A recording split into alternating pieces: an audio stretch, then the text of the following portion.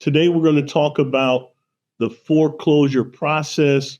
As you know, our company has never lost a house to foreclosure. So I'm going to give you the secrets to saving your house from foreclosure. Now, I've been around for 25 years in this business, so you can Google me and see me all over the place. We have a number of celebrity clients. You can go into YouTube and see some of the testimonial videos. Let me tell you something that I found. Everything in life is mathematics. I love mathematics because it's an exact science. You know, mathematics relies on logical proof and deduction. So using mathematics, it deals with quantifiable concepts and provides absolute results when applied correctly. And that is the secret recipe that I want to teach you today. So once you have the quantifiable concept, all you have to do is apply it correctly. So today we're going to start with this quantifiable concept that it's impossible to lose your home to foreclosure in America. Now, I know that sounds weird and crazy and maybe kind of scary because millions of people lose their home every year to foreclosure. So how can this be?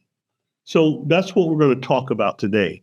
Let's start by understanding the basic types of foreclosure. The two primary are judicial foreclosure and non-judicial foreclosure. Everything else falls under the category of other foreclosures.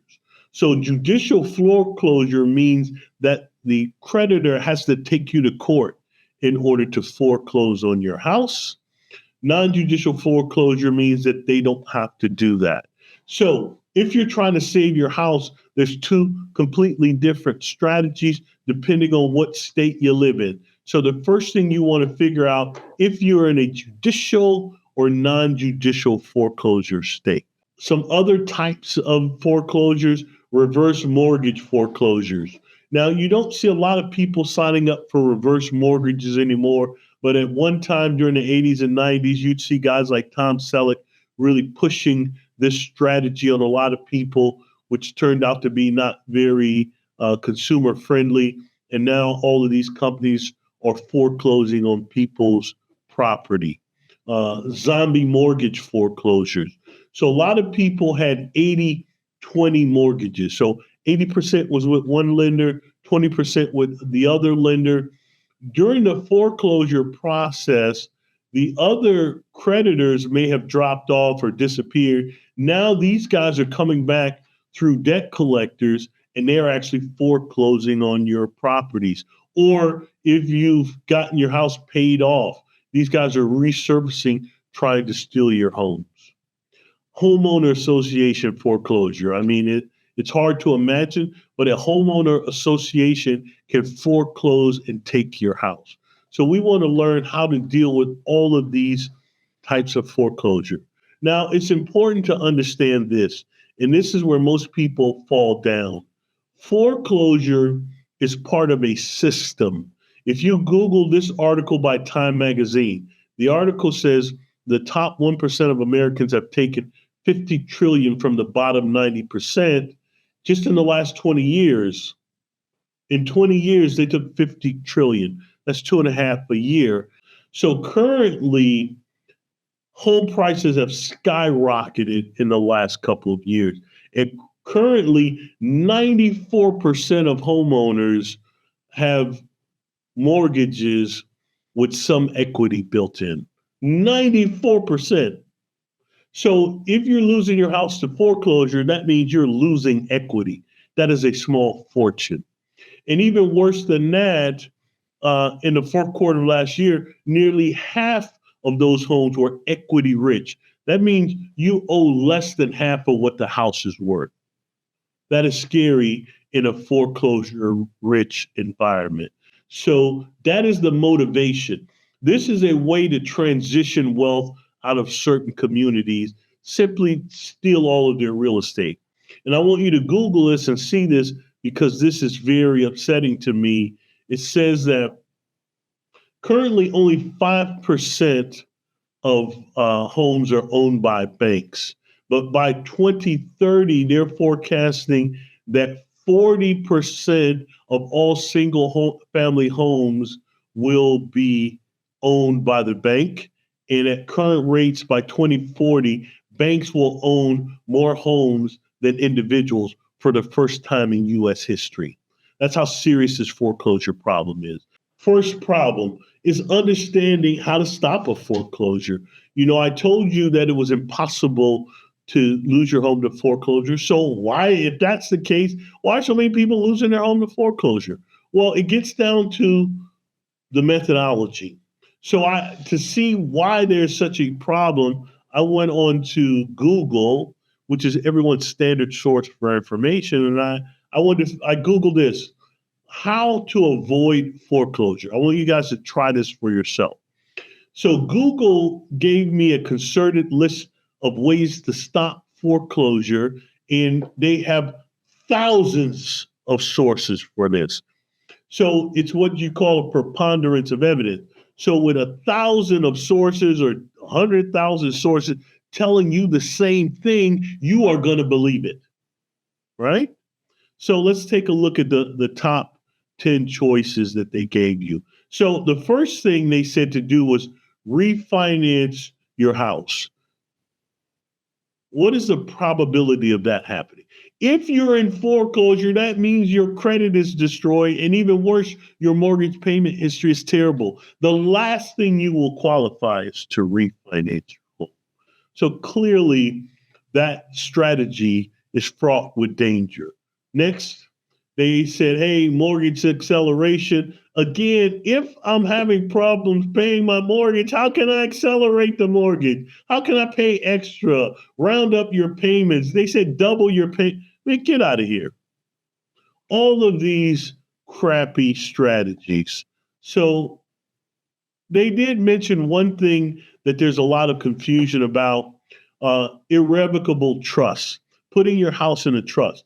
Now, there's a lot of advantages to putting your home in a trust. As a foreclosure defense, in general, it is not a good strategy to put your house into a trust. Primarily because by the time you decide to do it, if you're already in foreclosure, they will pierce that immediately in court of law. So your creditor will automatically, the bank is going to tell the judge, they're just using it as a way to stop paying us our money. So that is not going to work because it's too clear to see the strategy there. So the only strategy you should be using in advance of a foreclosure is called self-liquidation. So you bought your house, you've made payments on it for 5 to 10 years. In America, the longest you should pay on a house is 5 to 10 years. And I'm not talking about accelerated mortgages or doubling your payments, rounding up any of that crap. I'm saying making your normal payments on a 30-year mortgage, the longest you should pay for that mortgage is 5 to 10 years. After 5 to 10 years of payment, you're in a situation that 94% of Americans face right now. And that means that you have equity in your property, or you're equity rich, like 50% of Americans. Now, what you should do, of course, you have good credit, you have equity, you refinance and take the cash out of your property. Right now, everybody has a ton of cash in their property. You don't own a home right now. You own a home sitting on top of a pile of money. The only question is, are you sharp enough to pull the cash out before it disappears? Because eventually the housing market bubble will bust and all your equity will be lost. So the first step is to refinance and cash out all of your equity. Now you take that equity, at least half of it, and you put it in a high yield brokerage account. So your brokerage account is like a bank account. And if you don't know about them or you have questions about them, please ask me. But the brokerage account is where rich people keep their money. Poor people keep their money in a bank. Rich people keep their money into a brokerage account. So the brokerage account is just like a regular checking or savings account, only it is insured up to 10 million. It has a lot more flexibility, and it pays a heck of a lot more interest. So you put the money, the half of your equity, into this high yield brokerage account. You put it on auto bill pay. So now the brokerage account is paying your mortgage. None of my clients pay their mortgage. Their brokerage account pays their mortgage. Even for investment properties, they don't allow their tenants to pay their mortgage. They allow the brokerage account to pay their mortgage.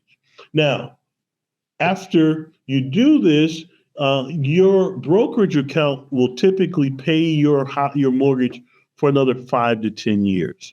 So the question is always, okay, Dr. Grayson, what do I do after 5 or 10 years and the payments run out? Well, after 5 to 10 years, you can simply refinance again and repopulate the brokerage account for another 5 to 10 years, and you can do that indefinitely. Now, one of the key things to doing that is making sure you have credit life insurance. Please write that down. On every mortgage, make sure you have credit life insurance. Credit life insurance means that in the event that you die, your mortgage is paid to zero.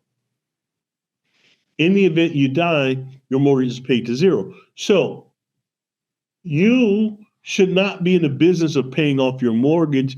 That is flawed logic. Your insurance company's job is to pay off your mortgage. Your job is to live in your house for free. So once you do it with your own personal property and see how easy it is to live in a house for free, then the idea is to buy multiple properties and do the same thing. You know, one of the issues I have sometimes with my relatives, that, because I have properties all over the country, right? So they'll ask me, hey, I'm going to be in Miami. Can I use your house there for a couple weeks? No.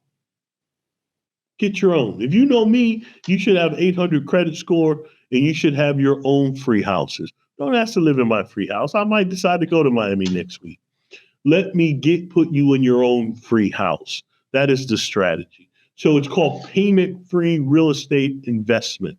Now, most people understand that real estate investment is good, but the way that they teach you as the average consumer to do it is fraught with danger, and a lot of you lose everything. You end up losing your real estate investment property. Do you know it's almost impossible to do that, but unless you do it the wrong way? In a payment-free real estate investment portfolio, it is impossible to lose your house to foreclosure, to lose your investment property. So we want to make sure you are always using the self-liquidation model. One of my guys called me and he was going crazy because he started using this model and he found this property, which they had listed recently, but he found it too late. Somebody beat him to it. I want you guys to Google this.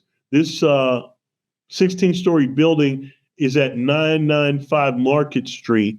It's in San Francisco. It just sold for $6.5 million. Do you see what the value of that property is? It's valued at $60 million. It's valued at $60 million. Can you imagine? $60 million. So as soon as they buy the property, what is the first thing that they should do? Cash out refi. You cash out refi, you get 40 million, 30 million. It really doesn't matter. You take half of it, put it in the brokerage account. The other half goes into your traditional saving, but half of it goes in the brokerage account. It pays to remodel and to pay the mortgage off. Can't be any simpler than that. At that level, you can afford to buy real estate. Your entire life should be dedicated. When I die, I told my family I should own a minimum of $100 million in real estate. You should be the same way. That should be your minimum goal, to own $100 million worth of real estate that you don't pay for. If you need help with that process, we will help you every step of the way. So let's talk about the foreclosure process. It's important that you understand it in order to be able to stop it. So I pulled the New York State foreclosure process for residential properties. It serves as a good guideline for the foreclosure process. So you miss your mortgage payments. Typically, it takes about 12 missed payments. Then the creditor or the bank goes into a 90-day, they send you a 90-day foreclosure notice. After that, they go into a foreclosure lawsuit. As soon as the lawsuit is started, you have to file an answer. That is a legal term. An answer is a formal document. So you have to file the answer. After you file the answer, the court will assign settlement conference. In settlement conference, the bank should be offering you some type of loan modification. The problem is most lawyers are not adept at loan modification, and so they fall down at this process. Most people apply for loan mod, don't get it. I would say probably 90% because they don't understand the mathematics, excuse me, of the foreclosure and loan modification process. However, if you're like 90% of individuals, you don't survive the settlement process, and then you should go right into what's called motion practice. So motion practice means you do discovery. Now, discovery is the secret sauce for foreclosure process. Now, I told you earlier that we have never lost a house to foreclosure. But understand this, if we start the action, we have never been to trial on a single foreclosure case. It has never happened. We always win in discovery. You know, it's hard for attorneys to think like that. Even the attorneys that work for us, you know, I have to beat them up, and it takes years of them working with us to see how that works. Most attorneys are geared to try to win in motion practice, or if they're very good at trial litigation, that's what they're focused on. What they don't understand in debt litigation, it's always won in discovery. So if you craft your discovery well enough, it will not go any further than that. So once we apply for discovery, the creditor invariably always runs from the case. They always settle or send you pre-approved loan modification. That is the way that we win. We don't go to trial and send in attorneys and beat up. No way. Even if we did, now again, it has never happened in 25 years. But if we did, I don't see how we can lose, because keep this in mind. Every juror and there's jurors, they're all your peers. The jurors are on your side.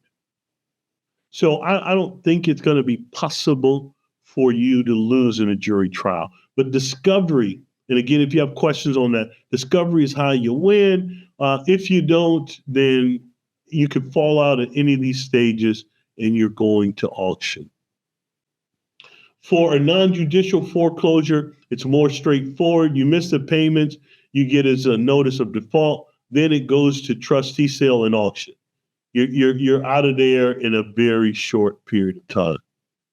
Now, it's important that you understand the process so that you understand, and you have to be more proactive. You know, we go behind a lot of law firms that have lost homes to foreclosure, and always the client never knows what stage they're in. The reason I gave you the system is so you can ask them, what stage are you in? So that you know what is the proper protocol. So if you start with the foreclosure notice and you answer, this is one of our secret recipes. Please write this down. When you answer a foreclosure, you answer with a cross motion for damages. So now I am going to make it painful for you to lose. You can't get loan modification and you can't win because you are not walking with a baseball bat. When we go to court, or when our clients go to court, we equip them with baseball bats. So you're going to beat the bank in the head with this bat. And one of those baseball bats is called cross motion for damages. So because you know that this bank is foreclosing on you and they should not be foreclosing, they are creating emotional damages. They're destroying your credit. There's a whole list of issues. All of these things are damages for you. So whenever you answer a foreclosure complaint, you should also, in your answer, provide a cross motion for damages in excess of $1 million. This will force the courts to litigate this issue because now not only do they have to address the foreclosure complaint, but now they also have to address your cross complaint. That's how you get them. You do a cross motion and cross complaint. That's how you get them. After that, you want to make sure that your attorney is replying in opposition to everything that the other lawyers they supply, and then you appeal that decision. Now, at any stage in the game, if you feel like you've lost, or if your attorney say you lost, the right way to step in is with a motion to vacate or an order to show cause. So even though you've lost the foreclosure or you've lost the a judgment of foreclosure, you could step in with a motion to vacate or show cause and overturn those immediately. You can get back in the game. Now, if you've tried those and you've lost, no problem. You can file a wrongful foreclosure action or quiet title action in federal court. So sometimes it's hard to do a show cause or motion to vacate because the judge has already ruled against you, and you have to go back to that same judge and ask him to throw out 2 or 3 years of motion practice and put you back on the calendar. Even though I would say 60% of the times the judges will do that, but 40% or 20% of the time, they just don't want to be bothered. They want to get rid of you. They figure you haven't paid your mortgage, so let's just get rid of them. And the final thing, which I didn't list on here, which is not technically, it's not a way to save your house. It's a way to stall the foreclosure action, is bankruptcy. Please don't ever think you could save your house with bankruptcy. It does not happen. What it does, and we use it sometimes to stall the sale process to give us an opportunity to file a federal lawsuit. That is how you stop foreclosure. It's through a federal lawsuit. You can't stop it with a bankruptcy. So let's look at how to stop the foreclosure. So I told you, if you've already lost, if you didn't get in early enough and get the discovery victory, or you didn't win in settlement conference because you didn't have a big stick, you can always file an order to show cause. And this is an example, a recent example you could see here just back a couple months ago. We had a client that came to us. They were a couple days from being evicted from the sheriff. And we were able to get that action stayed, which is what you want, to give you another opportunity to go after that case. Now, once you have the show cause hearing, again, sometimes it's difficult to convince the judge to go ahead and put it back on the calendar. If he doesn't, that is not an issue for you because you can also file this action in federal court. And you can see here, this is one of our clients who filed it in federal court. They followed the same process. And one of the things that not only did they set up the initial scheduling order, but you can see here, the argument was so compelling, the judge ordered discovery. So at this point, it's an automatic win for us. The judge ordered discovery. So this client will be going back to court in January. And prior to that, we can file discovery. So in order for the defendants, which is the bank in this case, in order for them to have a choice, any type of hope of they can't win, but to have any hope in this case, they have to first get past our discovery. It'll never happen. So we know that this bank will settle very quickly because we're already at discovery. Sometimes when we get back on the calendar in the original case, we have to then motion the judge to compel discovery. And sometimes that is an uphill battle. But once we get discovery, the case is essentially over. One of the things I want you to be careful of, if you're talking to an attorney that's working to save your home, please ask them for their current track record on saving homes. They have to disclose this to you. What percentage of homes have you been able to save? So for us, it's 100%. So for some of these guys, it might be 5 or 10%. Or if they're reluctant to disclose that to you, that tells you all the things that you want to know. We stepped in and saved a house recently where the attorney was working with an investor, and what they would do is tell you to sell your home to the investor. Do a short sale. There's no way to save your home. Do a short sale. The reason they do a short sale is because they will convince the bank to sell it to a friend of theirs for a fraction of what it's worth. That way their friend picks up equity and they cut them into the equity. Meanwhile, you're out of your house. That is not a reasonable suggestion for somebody you're paying to save your house. Please don't short sell your house under the recommendation of someone you paid to save your house. It's a scam. One of the reasons that you lose your house to foreclosure, so many people do, is again because you don't understand what you're up against.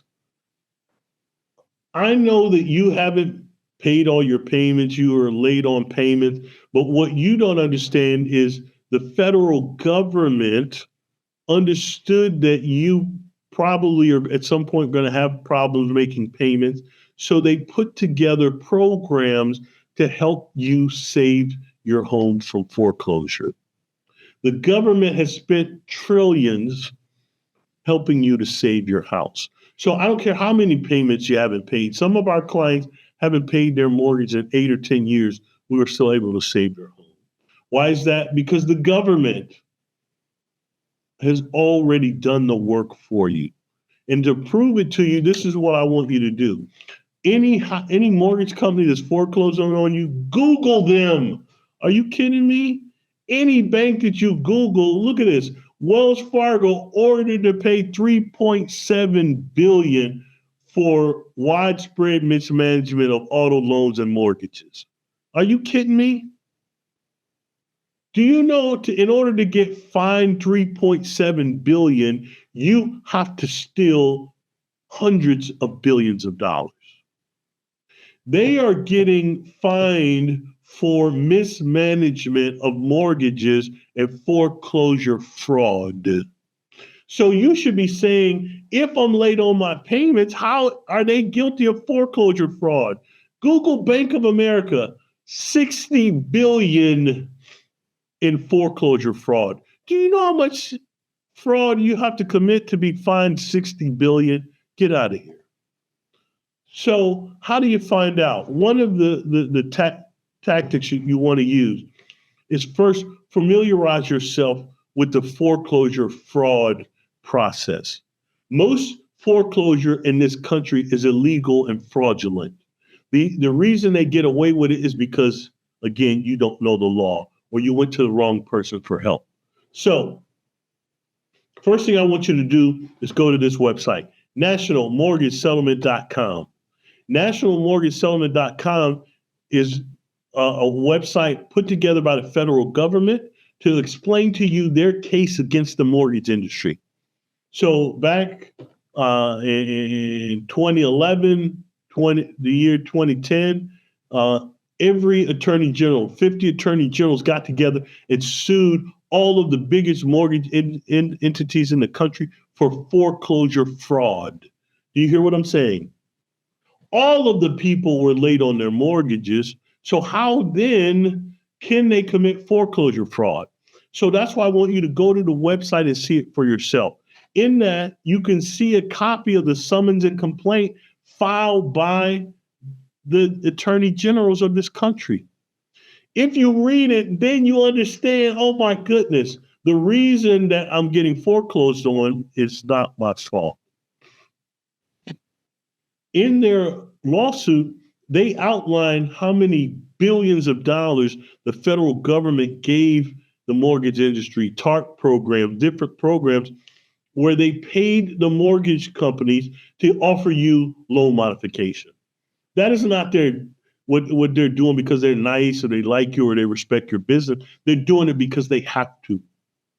Why are you getting turned down for loan modification? Your bank has been paid to give you loan modification. Are you kidding me? Your bank has already been paid 3 and 4 times. Read the complaint. The government gave them a TARP program, said, listen, please give all your mortgage customers loan modification. Here's a couple billion to make it easy for you to do that.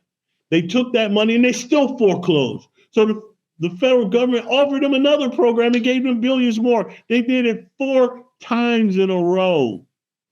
And finally they said, hey, enough is enough. And they sued them for foreclosure fraud. So let me tell you this. You don't have to understand the entirety of what we're teaching here today. If you just go to this website, pull the complaint by the attorney generals, you can use that as a template to sue the mortgage industry yourself. It's impossible for you to lose because the government has already proved your case. If you already lost your house to foreclosure, you should be going to nationalmortgagesettlement.com, pull up that complaint and sue them for $1 million. It is impossible for you to lose. Statute of limitations, an excellent defense for foreclosure. You know, all written contracts are bounded by a state-run, what's called a debt filter. So if you've exceeded the time frame for statute of limitation, you can get the entire foreclosure just simply thrown out very easily. Let's talk now about additional ways to shut down foreclosure. So this is what I need you to do for me today. I need you to list out all of these and make sure you understand them. So let's say you have an attorney or somebody else helping you. One of the problems I have going behind attorneys, which frustrates me sometimes, and I'm not going to say, I'm going to say all the time, they understand standing and capacity. And most of the time, attorneys make an excellent argument for standing and capacity. Sometimes it's the judge that doesn't understand, and the judge rules against you. That's the judge's fault. And some judges are on the take. I hate to be the one to tell you, but some judges are being bought off by these industries. So it's possible that your attorney maybe meant well, but he just didn't have the resources. That's why I'm giving you the list. If you follow this list, it's impossible to lose your home to foreclosure. This is the recipe to save your home. If you lose one of these, you go right to the next one. And you keep filing motions indefinitely until you win. Let me explain one of our strategies. So if you feel like the judge is ruling against you or he ain't listening, change your strategy. He can't rule against everything because it's all based on law and it's already been pre-argued by all 50 attorney generals in the country. So you have to wear some of these judges down. Sometimes these judges get it right away. Sometimes the banks walk when they see where you're going, but you have to be relentless. You have to be the Terminator.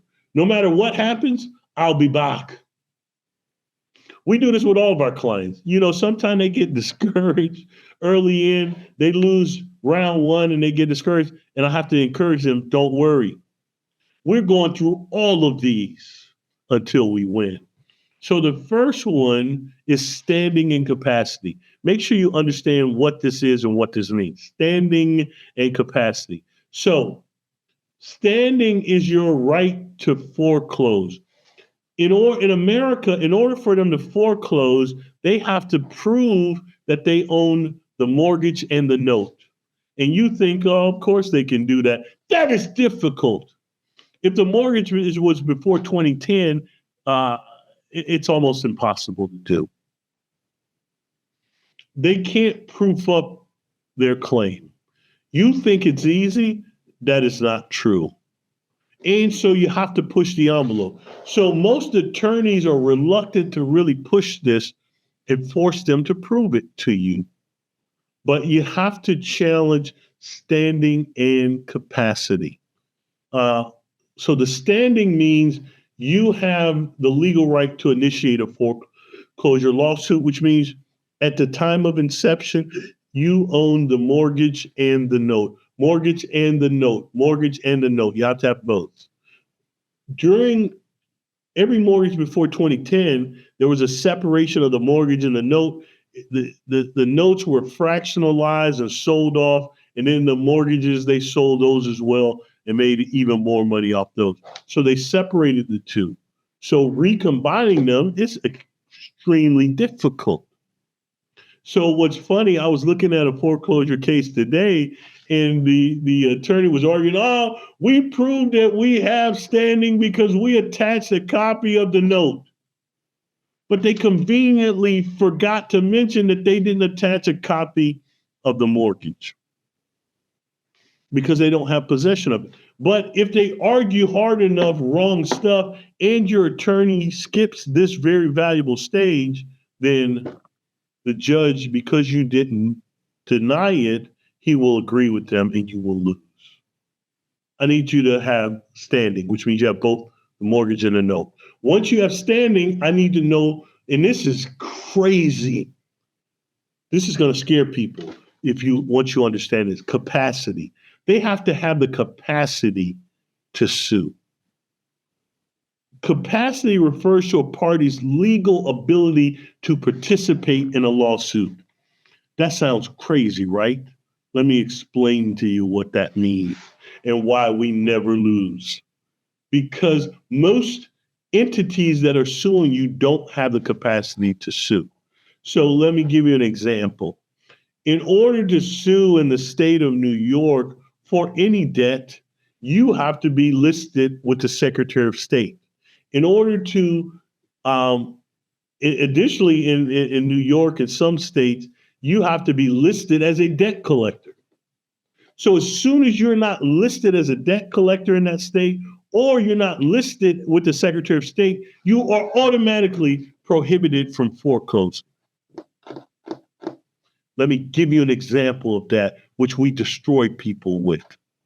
Let me give you an example. So recently, where we overturned a couple foreclosure, they were against U.S. Bank as trustee for, you've seen it, for blah, blah, blah, blah, blah, blah, blah, right? Because you're not arguing, or your attorney's not arguing capacity, I'm going to show you one of the greatest cases that we won, and it was won solely on the capacity issue. But you say U.S. Bank as trustee is suing you, so everybody knows who U.S. Bank is. Of course, U.S. Bank has capacity. They're a national association. They're a bank. Wrong. You're not being sued by U.S. Bank. If you were, they would say U.S. Bank. They don't say U.S. Bank. They say U.S. Bank as trustee for blah, blah, blah, blah, blah. That is a separate entity in and of itself, and it is a separate corporation. That corporation has to have the capacity to sue, and they never do.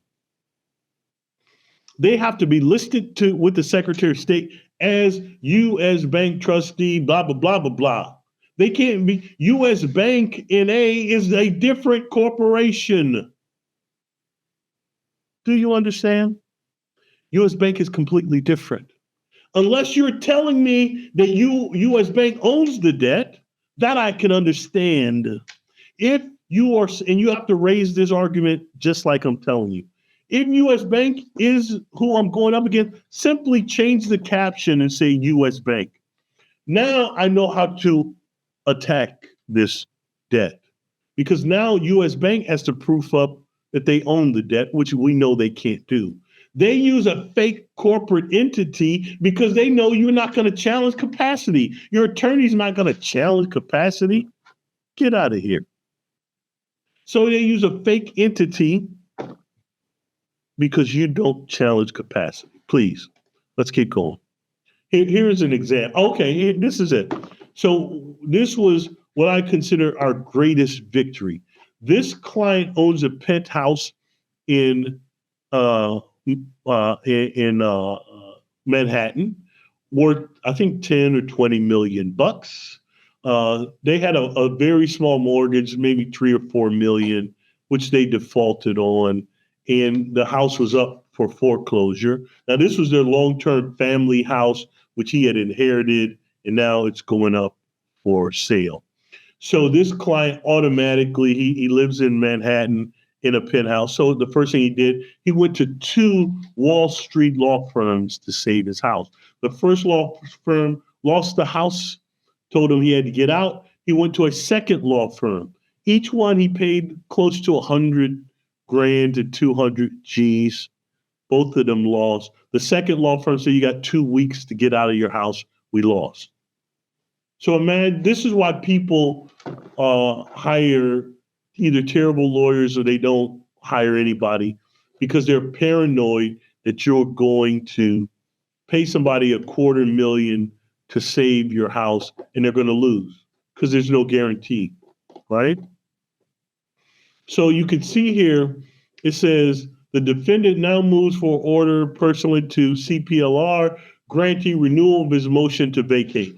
So he's already lost through another law firm came in did a motion to vacate, which we talked about earlier, and they lost, which I told you that happens. This is a Wall Street law firm, and they lost the motion to vacate. They lost it. So now I'm going back to the same judge and saying, I know 2 Wall Street law firms argued this case. Both of them, you denied their motion and threw it out. But now I'm coming back, and we did this case pro se. So the client came back without an attorney. We just had one of our legal department, one of our attorneys prepared the paperwork based on my strategy. And so now he's going back without an attorney, facing the same judge after losing with 2 Wall Street law firms. So you see, now he's asking to grant a renewal of his motion, originally filed October 1st and previously denied by the court on October the 10th. The client was paranoid and crazy, but he was referred to me by a good friend of his who said, trust Dr. Grayson, he has never lost a house. This guy was like, I had 2 Wall Street, the best law firms in the country, and they lost. What could Dr. Grayson do? I'm going to show you what Dr. Grayson did. So let's see what the judge ordered on this case, which of course is a public record.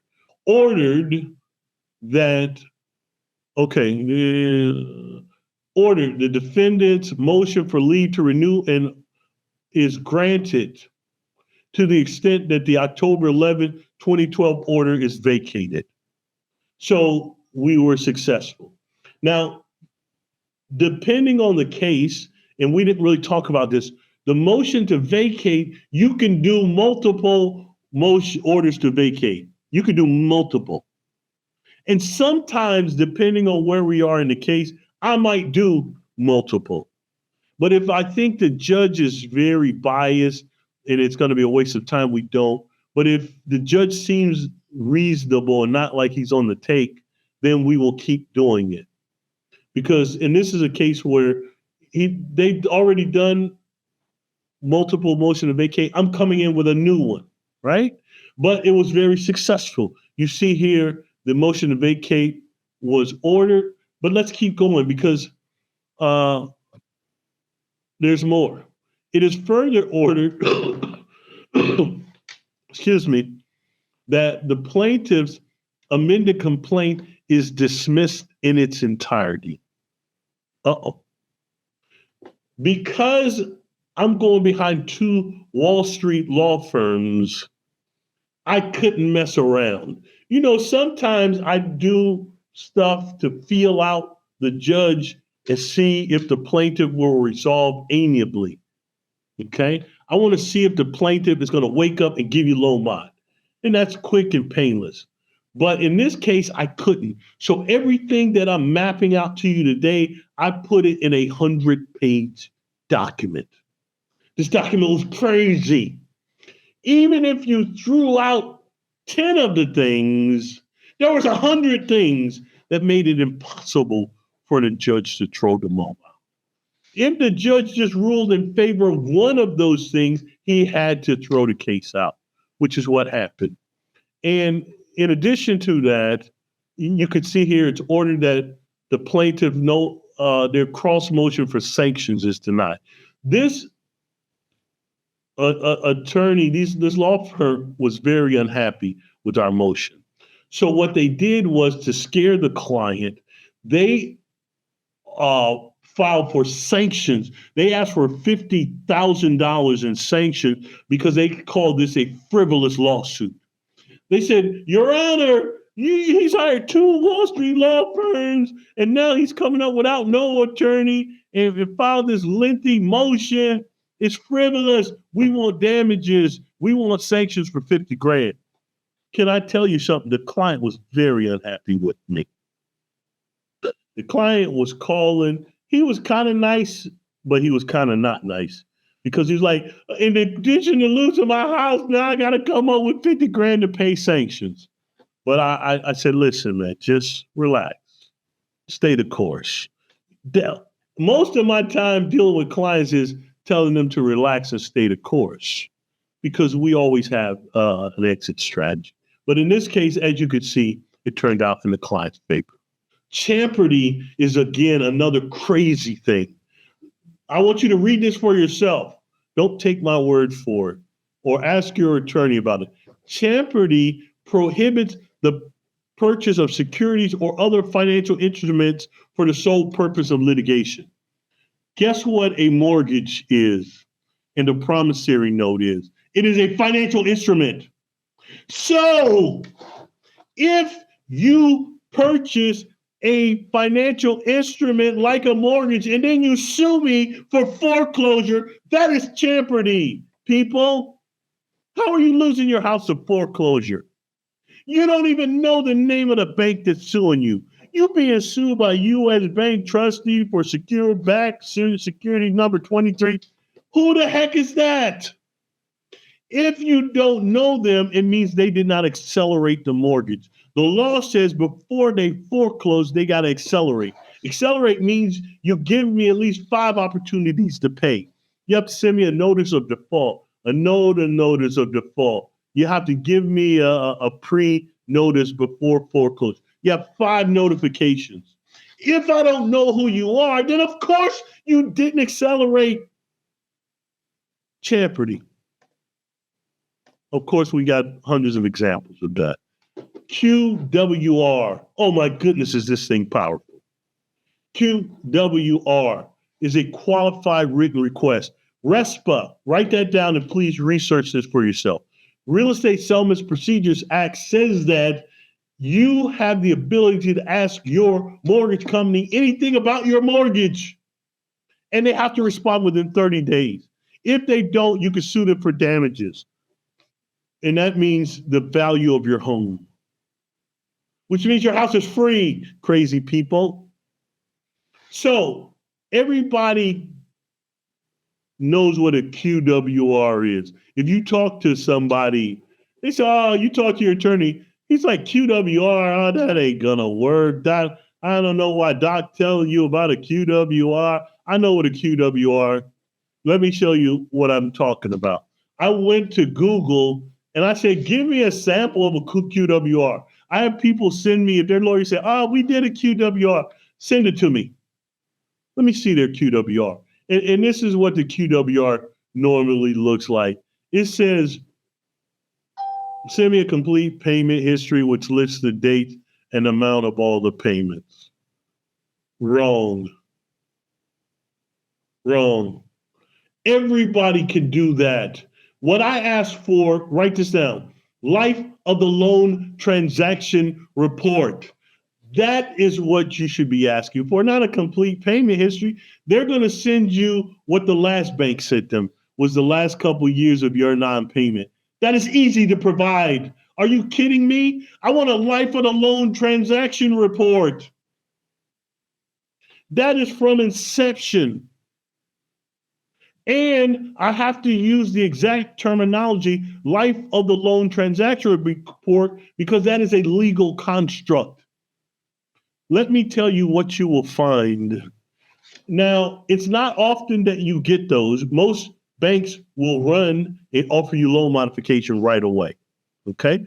A few of them hang in to see what you're about, and they will send you the life of the loan transaction report. I dare you to give it to me. I dare you to read it. I dare you to ask for it, because what you will see on it, they got all of these columns. Now, I'm going to tell you, this document's probably 100 pages long, and they know people are lazy. Even your attorney, they ain't going to read all of that, and they don't know what they're reading. They're not mathematicians or accountants. They just going to look at it and say, oh, I got it. Wrong. When I get it, I'm looking for one thing. I'm looking for the column that says, and write this down, unapplied funds account. Unapplied funds account. You better not have a single dollar in the unapplied funds account. Do you know what the unapplied funds account? Let me tell you this scam that they ran on you. And again, it goes back to you figuring out, why is the government saying that mortgage companies commit foreclosure fraud when I'm late on my payment? Why are they saying you're still committing fraud? Unapplied funds account. So what was happening, mortgage companies knew that they were buying these mortgages just to sell them later. So when you were making payments, they put them in an accounting entry called unapplied funds account. And then when they sold the mortgage, they forgot to credit it against your principal. That's why I talked to a client the other day. They took out a mortgage for like $350,000. They said they owe $1 million. Man, get out of here. That's why you owe more now than what it was worth when you took it out. Get out of here, people. My QWR is scary. I'm asking them things like this. Who did you sell the mortgage to, and how much money did you make off of it? Because legally, if you fractionalize and securitize it, which I know you did, you can't lie and say that you didn't. I should participate in that, or should be credited against my mortgage. How much did you sell it for? When you sold it to investors, what did they pay you? That is information about my mortgage, and by law, you have to tell me. Guess what? I ain't never met a mortgage company to answer that question. But guess what? By law, they have to answer, or they got to give me loan mod. The reason you're not getting loan mod is because you don't carry a big stick. The reason you're losing foreclosure is because your attorney didn't do this in discovery.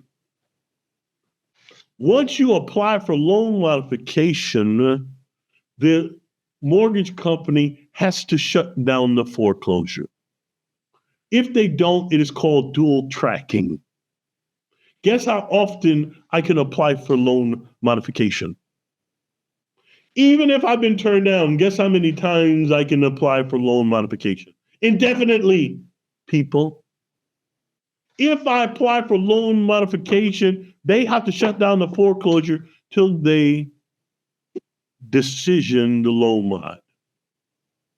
You get where I'm going with that? If you have questions, ask. When you do the QWR the right way, you get a letter like this. Now, this client was cracking up because she tried for loan modification about 10 times. She hired all these agencies, loan modification agencies, and they just missed it right away and went to foreclosure. I QWR'd them only, and they sent her this letter. It says, there are no closing costs, no fees, no meetings or paperwork. All you have to do is sign and return the agreement and make a payment the next month. Consideration for mortgages after 2010 or before 2010, I would use this argument a lot, but it's so easy now with the attorney generals making the case for you. I don't even need this. I don't even pull this out. This is like my emergency go-to last hope argument. And I haven't used this in years. because, we just have been very fortunate. But if all else failed, I'm going to go to consideration. So, but I need you to understand what it is. In a contract, consideration refers to the exchange of something of value between the parties involved, meaning each person gives something in return for receiving something else, making the contract legally binding. So if you don't give consideration, the contract is not legally binding. Let me tell you how many, I can't even tell you how many foreclosures we shut down just on consideration. Let me tell you what will happen. When you are doing an audit of the foreclosure documents, look at the title documents. In order, on the title, it tells you what they paid for the mortgage, right? On most of these, they got them from a company called MERS, and MERS assigned it to them for $50. So they got the mortgage for $50. Then now they're turning around and suing you for $500,000. Are you insane? In order to sue me, you have to have consideration. So if you paid less than $250,000 for this and you're trying to get $500,000, you are in trouble if you come up against one of my clients. Don't show me no title where you paid $50 for something. Now you asking for $500,000. Impossible. Let me give you a case that you can research. It's called Credit River, if you Google that. So in this case, the client bases defense on the argument, and this one is more aggressive. That's why I don't really want to go into it unless you really want to know. But this client used an argument that we use routinely, and so it's very powerful, but it's very complicated. So he said that the bank actually didn't loan him any money. They simply created a credit on the books. So if you understand the banking system in America, banks do not lend you any money, people. I hope you guys know that. The promissory note creates a debt with the Federal Reserve. The Federal Reserve loans the money. Technically, banks are just brokers. So therefore, in terms of foreclosure, a bank doesn't have the capacity to foreclose because they didn't loan you any money. Look at this case and it'll prove it to you. Banks don't loan no money.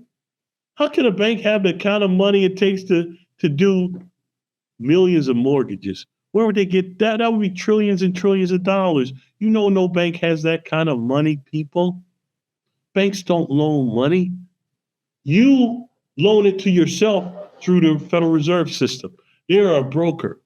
And I'm not saying they're not a valuable member of the chain because they are our buffer between you and the Federal Reserve.